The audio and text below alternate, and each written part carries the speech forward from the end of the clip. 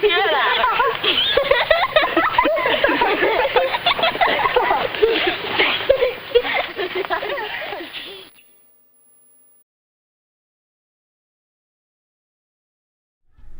morning. Welcome. I'm Cheryl Mitchell. I'm the president of Tree Levin, which is a retreat and learning center here in Addison County.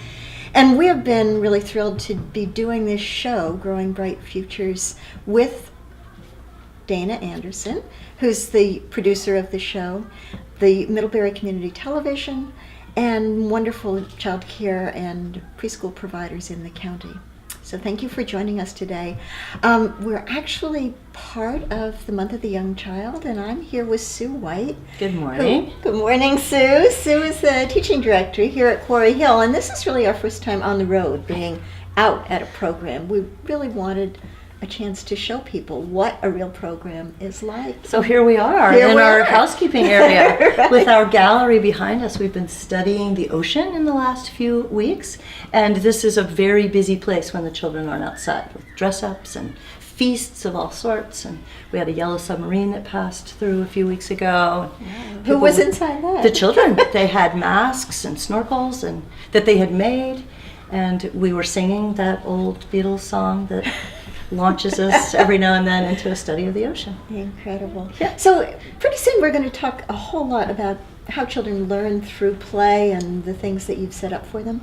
But I'm wondering if we could just do a little bit of history of Quarry Hill. Of course. Sue and I were reminiscing that we first met when she came out to the farm to see baby lambs with the kids. It was a while back when Sue Borg was the director. I had an incredible mentor who was the founder of Quarry Hill, Susan Gallagher Borg, and she had a really great philosophy of having the kids on the land, and she still is a farmer, and we had a bit of a farmstead at Quarry Hill. And as I took over as a young adult, I was a vegetarian, so that piece of the curriculum didn't outlast Sue by very long, but we had a great time visiting Tree Levin and picking up our bottle babies and bringing them back to school to take care of.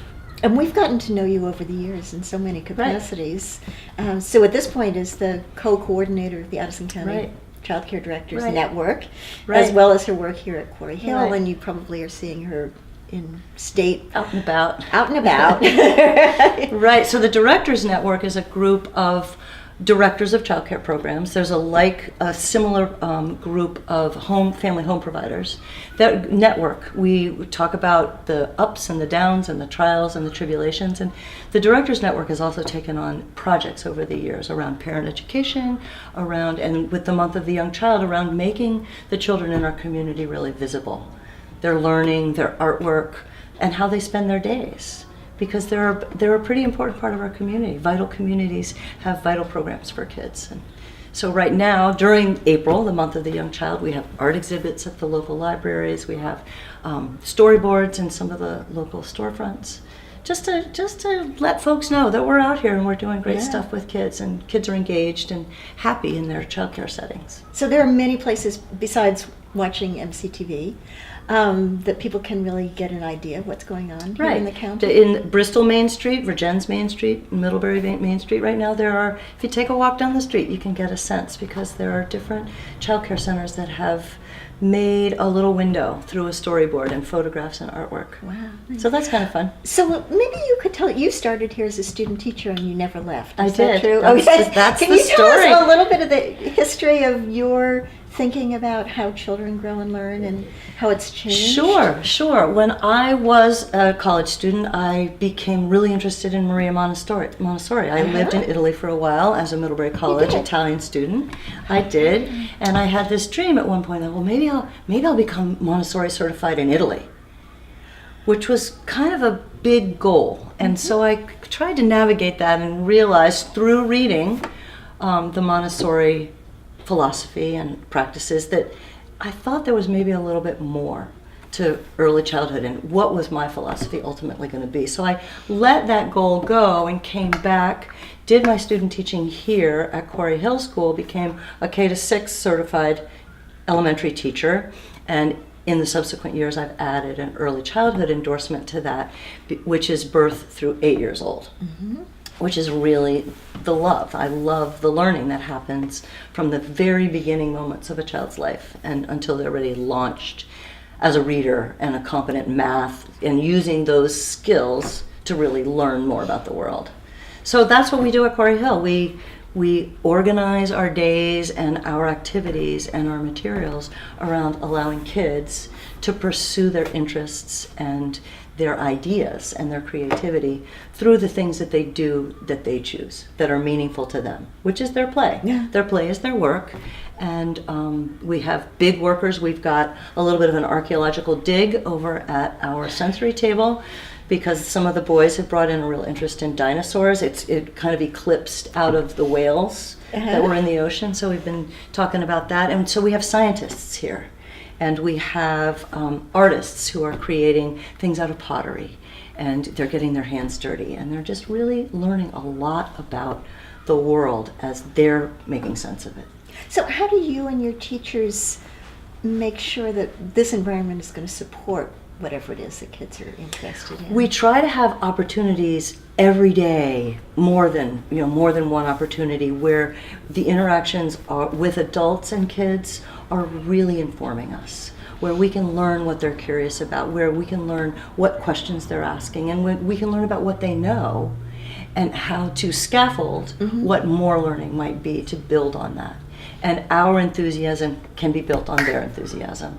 And then their enthusiasm draws in kids that maybe have never heard about a paleontologist or don't really know what a submarine is.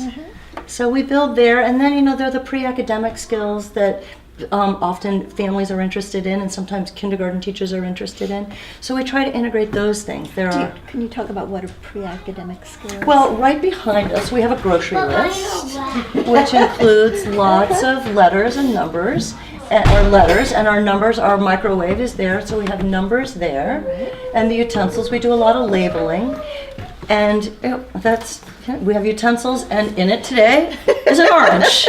So we work on sorting and classifying as well, which is a pre-math skill. So those kind of things, if you look around our room, you'll see that there's not only teacher print or kind of canned print, but there's actually child print as kids learn to write letters. We're there to help them be strong with their fingers, and that can happen with Legos, but that can also happen with someone who's really interested in coloring. And those kind of skills are really important in a classroom where a child is expected to be able to hold a pencil or a crayon and do whatever the task is that's being laid out for them.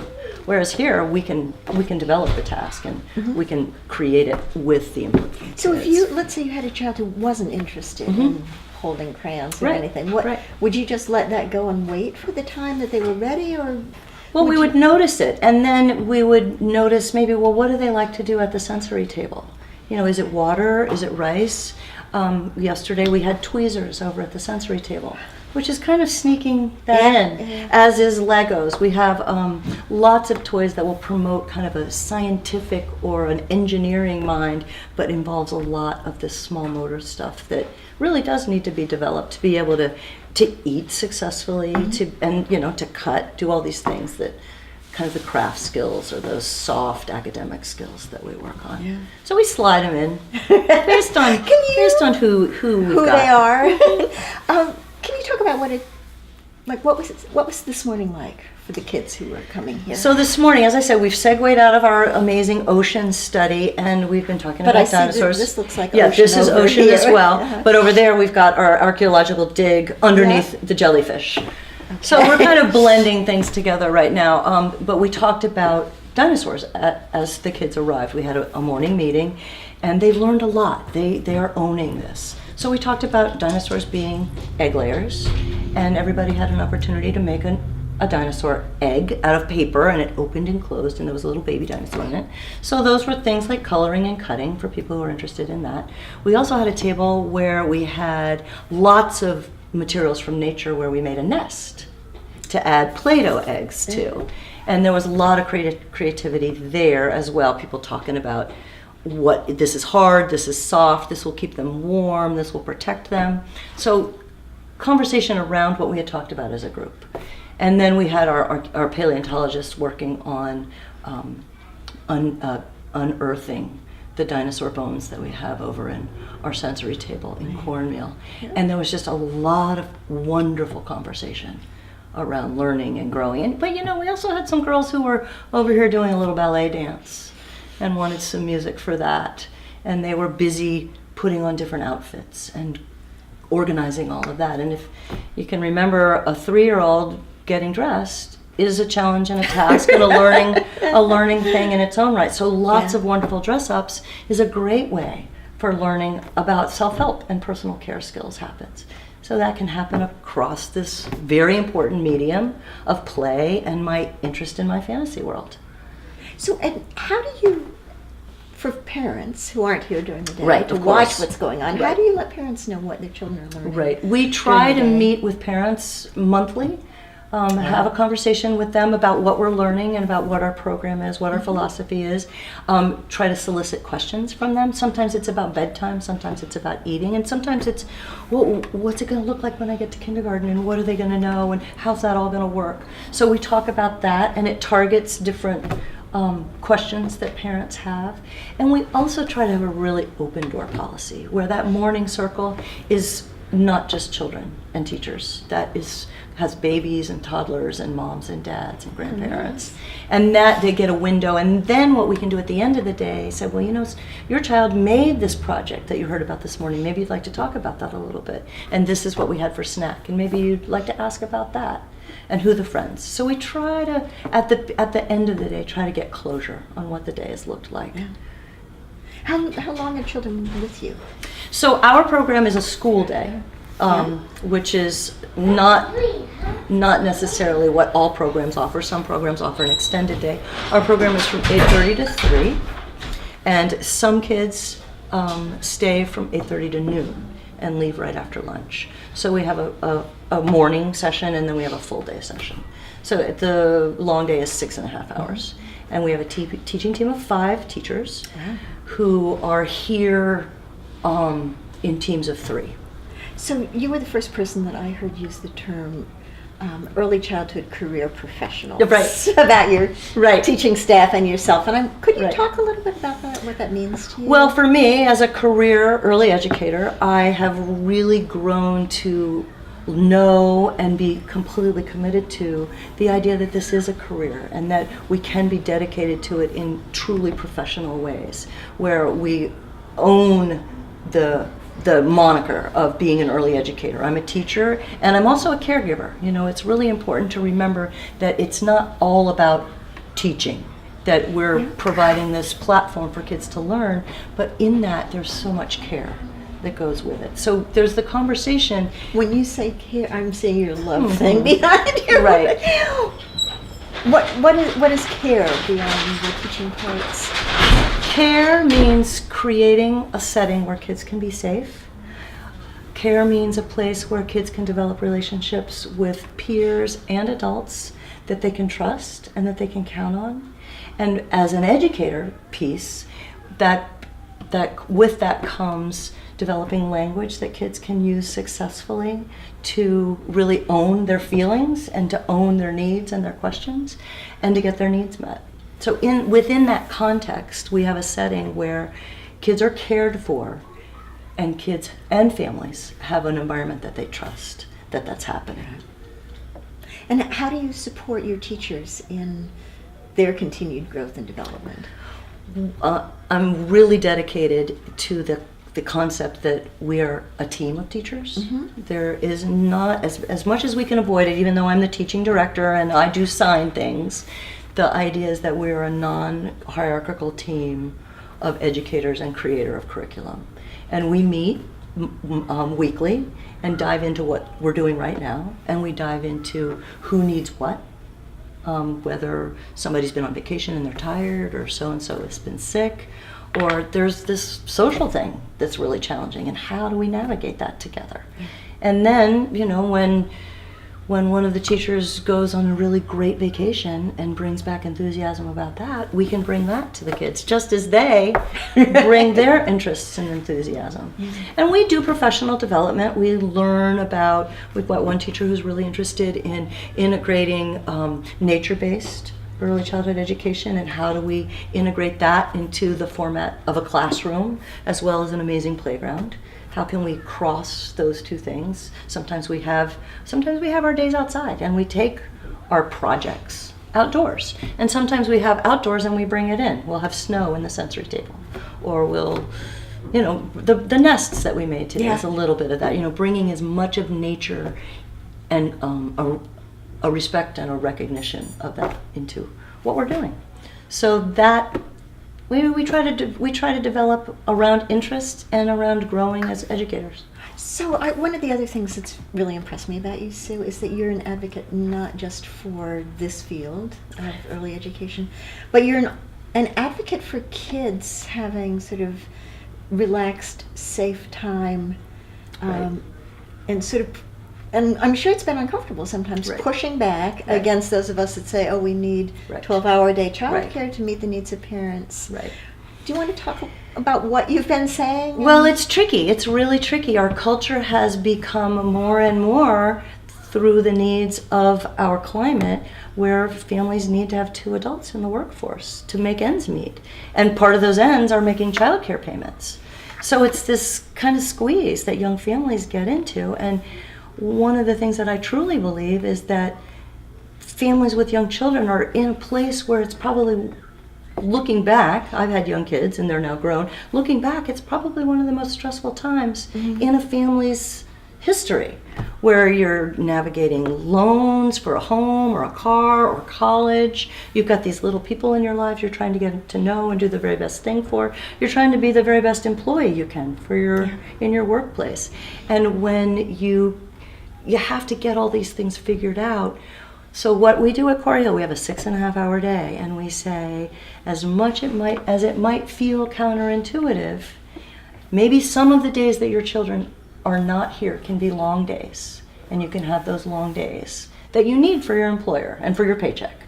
But maybe some of those days can be shorter Quarry Hill days, and you can have family time, and you can have a couple of hours before dinner, rather than arriving home from childcare needing to eat. Everybody needs to eat. Everybody's tired. You need to have a bath and you need to get to bed so that you can do it again tomorrow.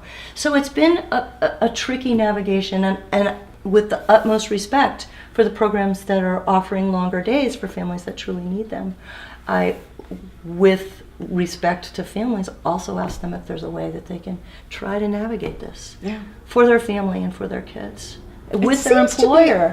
It's wonderful that this community has that range of options. It's for really families. important. I just know, talking to friends whose children have been here, that this is an option that works really well for a lot of as people. long as it's an option that you can navigate within your work. Right. And I just, at one of these days I'll advocate somewhere where it matters. What about a 30-hour work week? You're already advocating, so let's close, because we're going to run out of time, focusing back on kids learning through play. And what are the 2 or 3 of the most exciting things for you to watch going on for kids? Jumps to mind immediately is focus. When a kid is really, really engaged in what they're doing, no matter what it is. Whether it's being a deep sea diver or a paleontologist or a painter or even just cutting, watching focus and complete commitment to what they're doing. Such an incredible skill, given all absolutely the bombardment of input that kids get. So that is really exciting for me. And then watching relationships develop between young children, and true care and love, which underlies most of what we do here, is that we do things with respect and love. And then the other thing is the joy that they bring to it. When they can really decide and make choices and own their learning and the meaning of their learning, there's joy there. Yeah. And when there's joy, we can just celebrate all day long.